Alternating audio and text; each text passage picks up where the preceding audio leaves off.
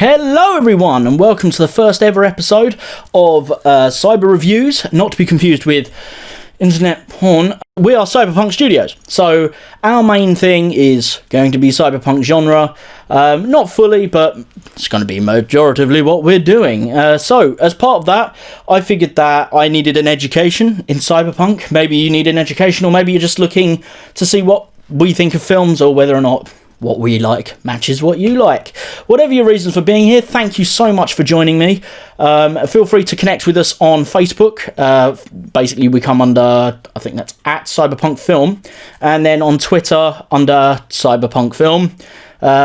Or you can follow Human Cargo feature film Twitter at Cargo Human, because someone from 2012 nicked at Human Cargo and hasn't used it after making 3 posts in 2012, so bit annoying, but that's how it is. Let's get on with today's episode, and today's episode is going to be on Runaway.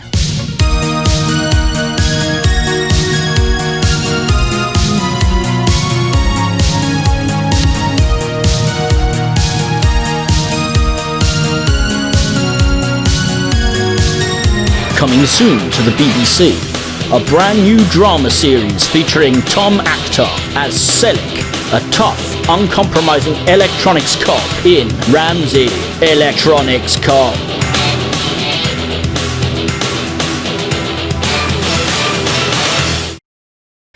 Runaway is a futuristic thriller written and directed by Michael Crichton. Now, Michael Crichton, for those relatively new to this genre, is responsible for many novels and feature films since the 1950s. Some of his notable examples have been writing and directing Westworld, the original Westworld movie. Obviously there's a TV show now, and that will get its own thing much later on, as well as writing the original novel to Jurassic Park, in which obviously Steven Spielberg took and adapted that into the big screen.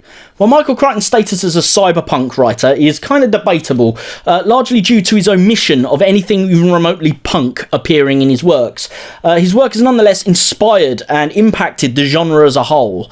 Westworld's android killer, played fantastically by Yul Brynner, inspired almost every robot assassin that followed in the medium, including Arnold Schwarzenegger's Terminator. Arnold Schwarzenegger himself specifically called on Brynner's performance as an inspiration. Runaways was made much later in Crichton's career. In 1984, he wrote and directed it, and it stars Tom Selleck, famous for Magnum P.I. and that incredible moustache.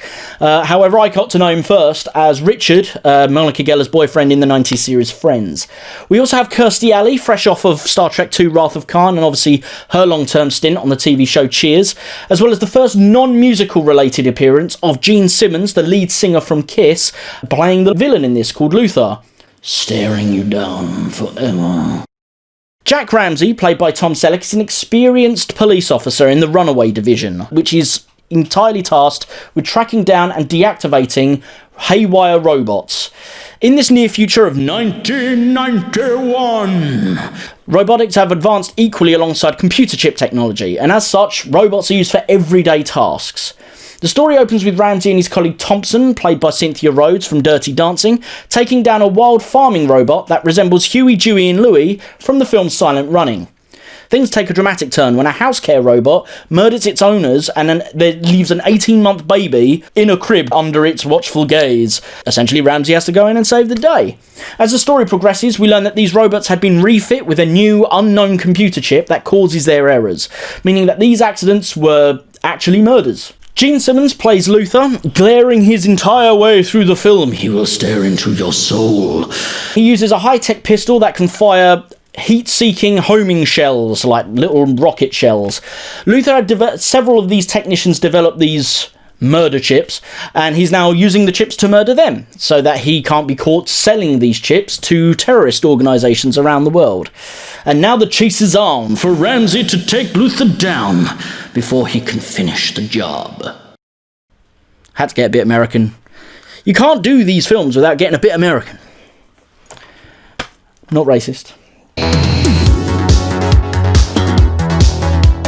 So I watched this on Blu-ray, and this particular Blu-ray was released exclusively in Germany by Koch Media, K-O-C-H. I actually verified with my German neighbour that it is pronounced that way. Ruined all my jokes because I'd previously written how we were all blessed by Koch, but that doesn't work, so I weep for the road not travelled. It was almost poetic. It's got a reversible cover as well. It comes with this side where it shows you the age rating and everything, but you can turn it around and get rid of it. Their version of Strange Days did the same. I absolutely love that. Now, I was lucky that I found this Blu-ray without having seen that there was a UK release by 101 Films. Now, the 101 Films release is the one that most people have seen online. It's the one that's all over IMDb as it stills for its top quality footage, as the best as is possibly out there. It's naff. The saturation in the 101 Films, from the shots I've seen, is unbearable. Essentially, it makes the shots really over colourful against what I would imagine is the wishes of the cinematographer. And it makes all the characters look garish and kind of drag queen-esque. It looks like they're about to go on RuPaul's Drag Race rather than actually doing a serious cyber thriller. The truth is, the colour palette for the film was purposely muted. You can tell by this version that was the aim. Comparing these two stills, it's obvious that the film was not designed to be as colourful as the 101's absurd oversaturation, and it just takes away from the film. I couldn't imagine watching it in that quality.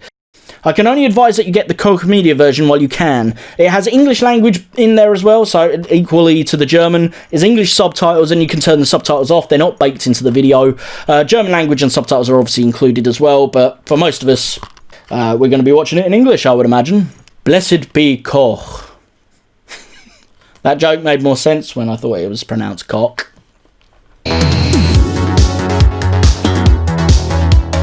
Runaway is a fun movie, and it's certainly far better than I initially gave it credit for when I bought it.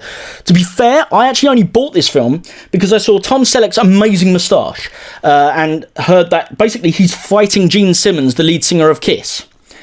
Who doesn't want to see a massive, epic moustache fight the lead singer of Kiss with his weird, massive tongue? And while there are some elements of cheese here and there, Sir Ramsey's son loudly stating that Ramsey and Thompson, the two cops, should be a couple, like straight off, and pretty much just going, "Hey mom," from day one, and it's her first day on the force. Cringe. But the technology is surprisingly well thought out and is quite subdued, leaning towards the more realistic, at least for the time, mechanical style of robotics.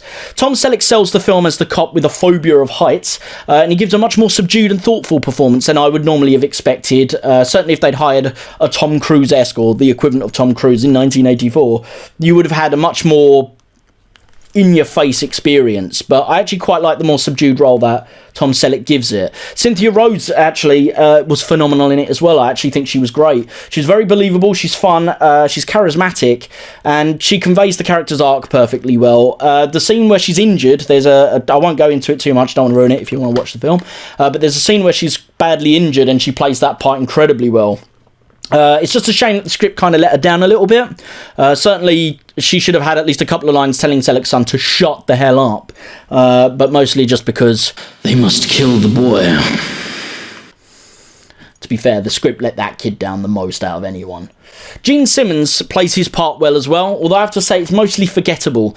While Simmons can pull off the death stare at 100 paces, he really didn't seem to have an awful lot to do except turn corners and glare at people until the final act of the movie. Yeah, he wounds and kills a lot of people on the way, but they're all by sort of proxy via robot hands. Either via the robots he's modified, the little spider, they've got these spider minions, we'll come to those in a minute, or via the heat-seeking rockets that his pistol fires. He doesn't really get involved himself physically until nearer the end. And those wondering about his famously long tongue, as I was, moustache versus tongue, that's a porno. That would be in the other cyber reviews. And sadly, his tongue doesn't really make an appearance. He has it, obviously, he didn't remove it. It's just not that important. Some of my commentary here may sound a bit critical, but I actually really loved the premise. The story was very good. I think the script needed a few more goes over, though, before it was sort of as good as it should have been. It needed a little bit better and more natural dialogue, certainly for Ramsey's son, a little bit for Cynthia, and something more to do for Gene Simmons other than walk around corners and stare at people. Even if it was just screaming like a goat, going, "Ah!" that would have been enough to give him something to do. However, this shouldn't distract heavily from an otherwise enjoyable and well-made film. Michael Crichton is a legend of the genre, and for good reason. It just feels as if this work needed a few more runs in the writing room to bake it to perfection. I really liked it though. Brilliant. Runaway was made in 1984, trying to build its idea of a future 1991. While the futuristic elements don't match 1991, not the real 1991 anyway, there are several ideas Crichton created that are actually now a reality. Farming robots. There are many modern farms that now utilise driverless combine harvesters. The design and tasks given to the robots in this film are very different. They're picking caterpillars off of plants, not quite the same. But the mechanisation of the agricultural industry is actually incredibly accurate. Hovering drones. Almost perfect, actually. I was very surprised to see it. All this drone in the film lacks is 3 or 4 spinning rotors on the top. If it had that, you'd be looking at essentially what you can buy in shops now. The drone is used to scout out hostile situations, as they are used in the modern police department, in fact. It had a front-mounted camera, and we actually have, obviously, a lot of camera-mounted drones used in the film industry as well. Construction robots. Even my mom, she thinks I'm crazy, but I got to rescue Daisy. We use these now, but not quite the sort of smaller level, and there's certainly no robots-only areas in construction sites, not at least in the way they're conveyed in the film. Security robot. We have these for real, just without the low-yield tasers attached. One famously committed suicide while on patrol in the US, so perhaps robot security guards going haywire isn't quite as far-fetched as we initially believed. Smart bullets. The military have been developing fly-by-wire, sometimes called wire-guided missile technology, for actually a long time. My first knowledge of this type of technology was in a cyberpunk video game called Perfect Dark. However, the germ of the technology dates back to torpedoes in the earlier 20th century. But those are missiles. What about bullets? Well, you may be surprised to find out that a prototype smart bullet was revealed in 2012 that can track a target illuminated with a laser designator. It's capable of changing its position 30 times a second and hitting targets over a mile away. If someone's firing that at you, you ain't getting away. And actually, well done, Runaway, because that's real. Spider robots.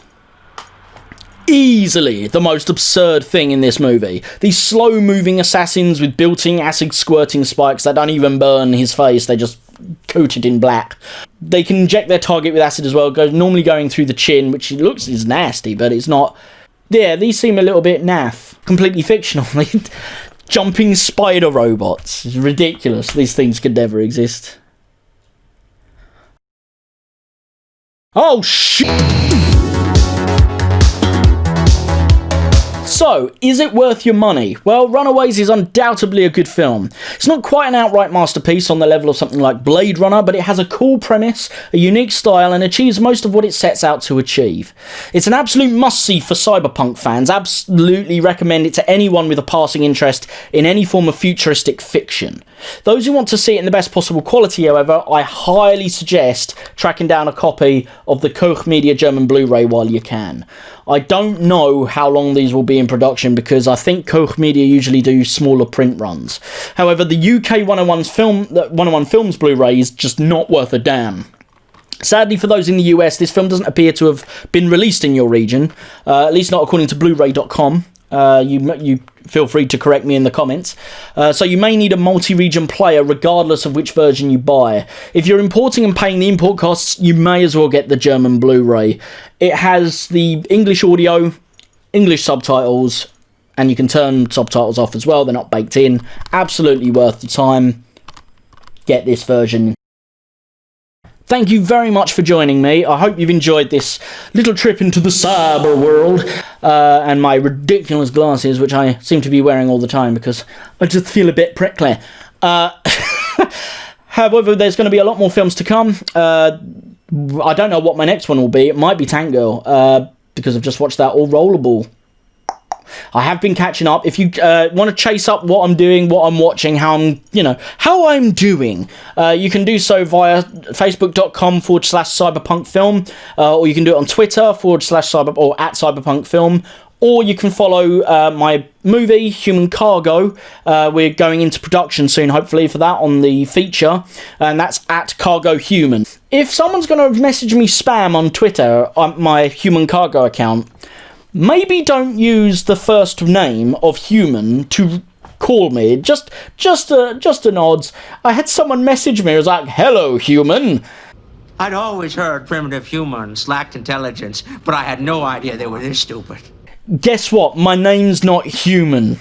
My name has been Rory Jocelyn. Thank you very much for joining me. Oh, what a terrible segue, and I will catch you next time.